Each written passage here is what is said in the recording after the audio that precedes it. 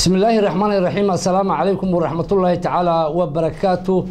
داود يلقص الرواده وركي حلقا إذا كان إيمانيا استوديو وكل هاي مقالة مقدشو وحنا وركي ذي آخرين دونا هدو الله أود لو قدروا أنا بقى عبد الرزاق آدم قصلايه قد بدأ وركينا وقدرنا وحا كمدا مدحوينها الدولة الفدرالية الصومالية محمد عبد الله فرماجو أيا كورميري bukaanada jiifa cisbitalka xooga dalka kuwa oo ah ciidamada qalabka sida xukuumadda federaalka Soomaaliya waxaa lagu eedeeyay in ay gadaal ka riixayso mooshinka ka dhanka ah guddoonka sare ee baarlamaanka Maxamed Sheekh Cusmaan Jawaari gudoomiye ku-xigeenka koowaad ee baarlamaanka federaalka Soomaaliya Cabdiweli Sheekh Ibraahim Muude oo shir jiraa'id qabtay ayaa waxa uu sheegay in uu ansax yahay mooshinka laga keenay guddoonka sare ee baarlamaanka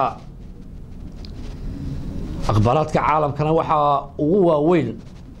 dowladda Liibiya ayaa amartay in si degdeg ah loo soo xiro kooxo tahriibiyaal ah isla markaana tahriibiya dadka intaasi daawadayaal waxay ahaayeen qodobadii warkeena ugu doorka roonaa haatanna isagii oo fidsan